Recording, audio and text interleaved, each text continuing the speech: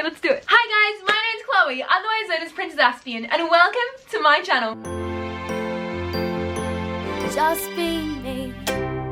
First of all, I've got new lighting today, so I don't know how that's working. We're just kind of vibing with it. I feel like every single time I make a video, I got new lighting, and I feel like I have to announce it. Don't know why, but apparently I do. Hi! So for my video this week, I wanted to do a bit of a Q&A with you guys. I know that I have gotten a lot more followers in the past couple of months than I have in a really, really long time. First of all, that's crazy. Hi! We hit 10K recently, and then we hit 11K recently. Whoa! And I know that a lot of the people that have decided to come to my channel and decided to watch my videos did come from TikTok, which is quite weird and quite strange, because a couple months ago I was like, ew, TikTok, and now it's my favorite thing ever. Don't know what that says about me, don't know how I feel about that, but there we go. Anyway, so I wanted to do a bit of a Q&A about autism, all autism-based stuff, all autism questions. I put up a story on my Instagram account last night asking you guys to ask me autism questions, stuff that you guys want to know about autism, and I'm here to answer, and I'm here to deliver. And you guys came through with a heck of a lot of questions. So, without any further ado, let's just get started. Let's do that.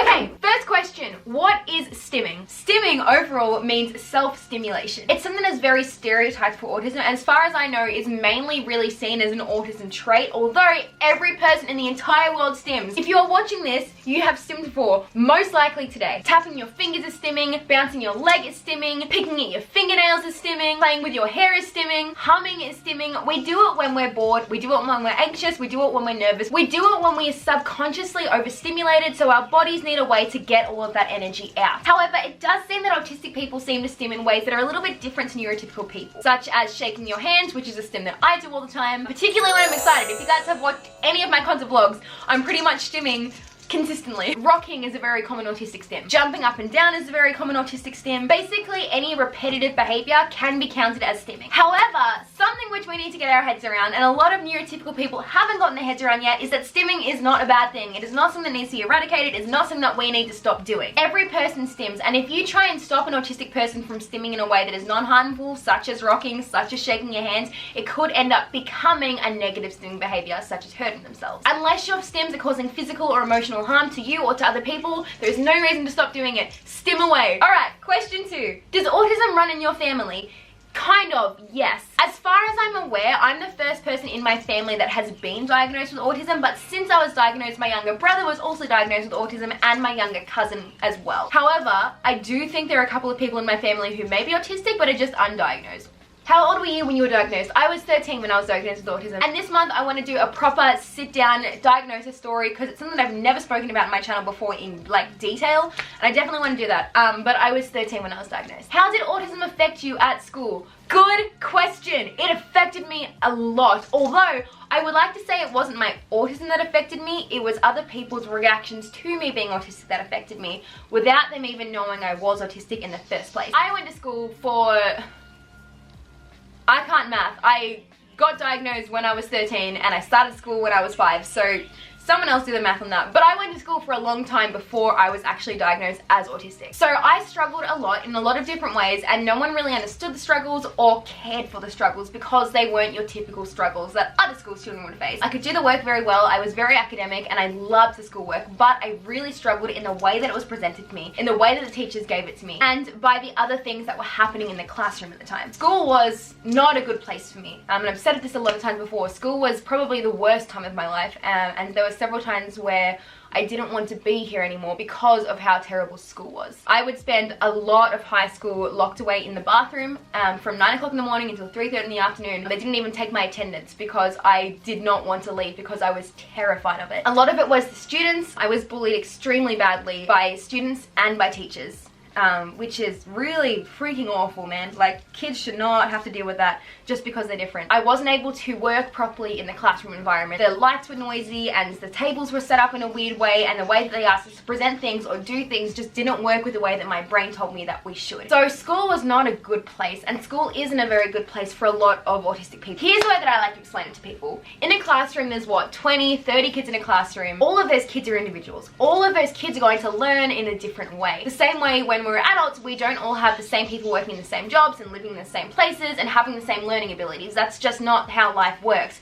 But as kids, for some reason, we've come to this conclusion that every single child has to learn the same way, and they can't. That's not how brains work. Someone is going to be left out, and that was always me that was left out, and it's always going to be those different kids, and that's not fair. So school was awful for me, and I'm working very, very hard around schools around the world now to try and make a difference, to try and make it a safe place for kids that are different so that they don't have to get homeschooled like I did if that's not an option for them. What Stim toys do you recommend to buy if I don't have any Stim toys? Oh my goodness, I have such a collection of them. Let me show you. Everything in this box is a Stim toy. I have a lot, and there's a lot of stuff that doesn't fit in here as well. Let me see what I've got in here. Also, here's the thing with Stim toys. It's going to depend upon who you are and what your needs and the way that you Stim is. I have a thing for textures. I like things that are really, really soft, so things like this are really awesome. I have a lot of like really soft things which are small enough to keep in my bag, that are small enough to put in my pocket, that are small enough that aren't intrusive or invasive when I'm out and I like need to feel something to kind of like feel calm and relaxed and settled. But it really depends on what your Stims are. You can get like puzzle Stim sets and like these metal things that you can like roll around and stuff, squishy things like this. The best thing about this bracelet, I'm pretty sure I got it from Sensory Oasis, which I will link in the description. The best thing about this is I wear this for festivals all the time and it just looks like a jazzy accessory, but haha, just kidding. It's actually a fun little Stim toy. Pretty much everything in here is like a soft thing. This stuff is brilliant. It's like magnetic sand, so you can like feel with it, touch with your fingers. Again, it all depends on what your sensory needs are and what your Stims involve. But I would definitely have a look at some different websites. Sister Sensory, Sensory Oasis. There are so many amazing websites that sell awesome Stim toys. A lot of them aren't very obnoxious as well, which is brilliant if you have Stims but you don't want to showcase them as much, such as rings. You can get these really awesome Stim rings which look very much like normal rings, or keychains and stuff like that. So definitely have a look and see if there's anything that works for you. What do you recommend to go to concerts with autism? This is a question made for me. I am the queen of going to concerts all the time, even as an autistic person. I want to do an entire video about this because this is something that I feel like I'm a bit of an expert. I'm like CEO of concerts and autism. I love concerts. It's my favorite thing in the world. If I'm not in the middle of a mosh pit, I feel like I'm not living my best life. Obviously, it is difficult, and obviously there are sensory needs and sensory issues that we have to think about and take care of that a neurotypical person might not have to. I always bring a little bum bag with me that has all of my little essentials in there. What I will always have is a pair of earplugs. I have two different types. I have ones that pretty much mute everything, and then I have ones that just muffle the noises. So if I'm just kind of feeling, oh, the music's too loud, oh, it's a bit much right now, I can put in the muffling ones and still vibe and still just have a good time. And then I will also have the complete noise cancelling ones, which are good if I'm at an all-day festival and I just need a moment to completely drain out, but there's no quiet areas there. Pop them in, you're good to go. Another thing is to know where your exits are, know where your escape zones are. Find the toilets, find the exits, find the security guards near you, find the things and the people which you are going to be able to use to make your experience as comfortable as possible. Something that I also bring all the time as well is my Autism ID card, which I created myself. So whenever I'm going out anywhere and I'm at a higher risk of having a panic attack or a meltdown than I usually am, such as going to a concert, I have this little, let me cover my parents' details on that. So I have this little autism card here, which basically just says, hi, my name's Chloe, I'm autistic, please help me. If I'm giving you this, it means I need help. Luckily, I've only ever had to use that in one situation before, but it just gives you peace of mind to know that you are safe. I also have this. The first time I ever went to a massive concert by myself before, my mum made me this bracelet, which is a medical alert bracelet, which says I have autism on it, and then on the back it has my parents' numbers. So again, peace of mind, stuff like that. Do certain sensory products help you? Yes.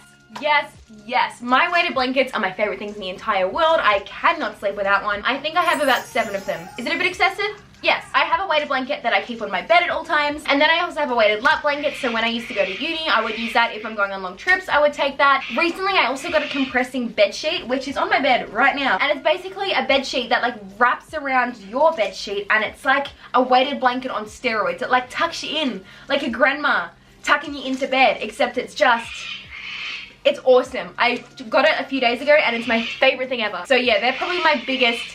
My cockatoos are just going crazy. But yes, they are definitely the sensory products that help me the most. What clothing brands do you recommend that are sensory friendly? Now is the perfect time to plug my own clothing brand. I create sensory friendly clothing. Currently I have hoodies and t-shirts. The reason I did it is because band merch is my favorite thing ever to wear, but it's hard to find band merch that doesn't have really like long, uncomfortable, scratchy logos and tags and seams in them. And I was like, hey, I'm just gonna make my own. I've made hoodies and t-shirts so far, but we are working on more stuff. So these are what the t-shirts look like. They're so noisy right now. So this is what our t-shirts look like. It has Princess Aspian on the front and Different Not Less on the back. And then this is one of our styles of hoodies. It's got Princess Aspian on the front, again, there, and then Different Not Less on the back. And my favorite feature is these beautiful butterflies that are all down the sleeves of them. And then we also have a style that has got a Different Not Less butterfly on the front and butterflies along the spine on the back. And I just think they're so cool. I'm so excited. I'm so happy with them. They are 100% sensory friendly, no tags, invisible seams, breathable low necklines, and something which is very, very, very important to me as well is they're 100% ethical and organically made, 100% sweatshop free. So if you guys are interested, you can go and get them on my shop, which is princessaspian.com/shop. Shameless self-plug, but there we go. I couldn't miss an opportunity. Oh, okay, this is a good one. What is the right balance of helping/not helping someone with autism? Good question. There's not a specific answer to this because each autistic person is an individual and they were going to require help differently and a different way and also want help in a different way. The best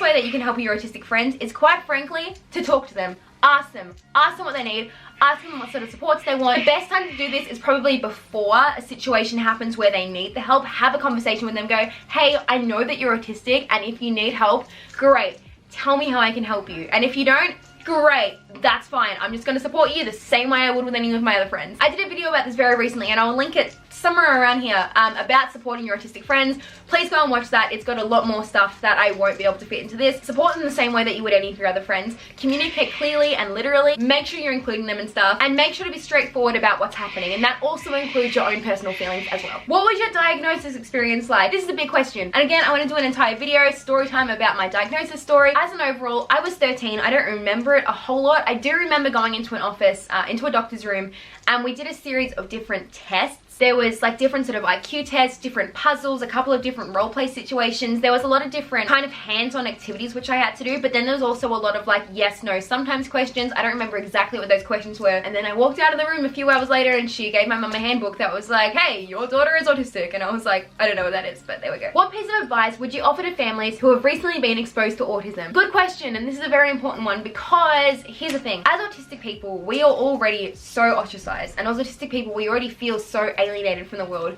So having family members also alienate us because they don't understand us, because they don't want to understand us, is probably the worst thing that you could do to someone mentally. The biggest piece of advice I could give you is to, first of all, do your research and try and understand autism. That could include watching my videos. It could include watching someone else's videos. I don't care how you get your information, but make sure you do get information, and make sure you do get information from autistic people and autistic professionals who are very well known in the autistic community. Watch videos on YouTube of autistic people, read blog posts from autistic people, read autistic books. Tony Atwood is an incredible professional who works very well with autistic people. But the biggest thing that I could say is support them and love them the same way you would with any other family member. Nothing has changed. It's not like they've been diagnosed with something new. It's not like they've been diagnosed with something which they didn't have before a diagnosis. They have always been autistic. They always will be autistic. Support them and love them in the same way that you would with any other family member. Support them and love them in the same way that you would support and love them if they weren't autistic. Focus on their strengths. Focus on the positives, focus on the good things, and help them out with the things that they're struggling with, just same way you would with anyone else. Autism is by no means something bad. Autism is by no means something scary or something that we have to fear. Under the right circumstances and with the right love and support, autism can grow to be the biggest superpower that a person can have, and I believe that with every part of me. When someone tells you, you don't look autistic, how do you feel about that? I mean, you don't look like an idiot, but here we are. Is it hard living with autism? No.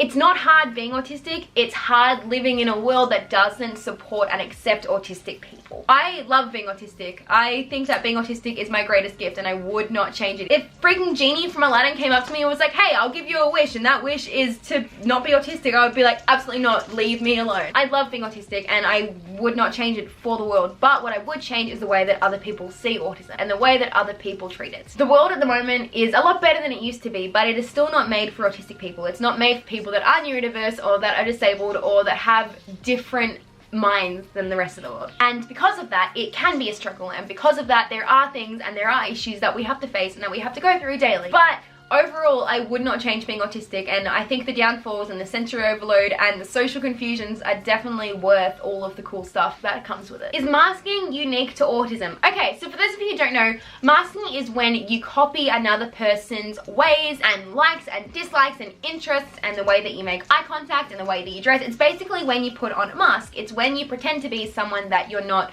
to try and fit in. It's very, very common in autistic girls. Autistic girls are a lot more self-aware than autistic boys tend to be. Therefore, we mask a lot more because we like, these are my natural tendencies and they are not normal. This is what I want to be like. I used to mask pretending to be characters. I would act as my favorite characters from movies or my favorite YouTubers. I went through a phase, this is so embarrassing. When I was 15, I went through a phase where all I wanted to be was Bunny, like Graveyard Girl. I don't know if any of you guys remember her, but she was my favorite thing ever. And I got so excited when people would say, you remind me a lot of Bunny. And I was like, I've done it. I've done it. I've done it. But no, masking is not just for autistic people. Everybody can mask, I think especially teenage girls. So no, masking is not unique to autism, but it is a lot more intense with autism and can be more harmful for autistic individuals. This video's already gone for a very long time, so we're gonna do one more question, and that one is, how can I accept myself more after my diagnosis? Understand that who you are is exactly who you're meant to be, and all the things that make you you, including your autism, is exactly who you're meant to be and exactly where you're meant to be. Yes, you might have some struggles.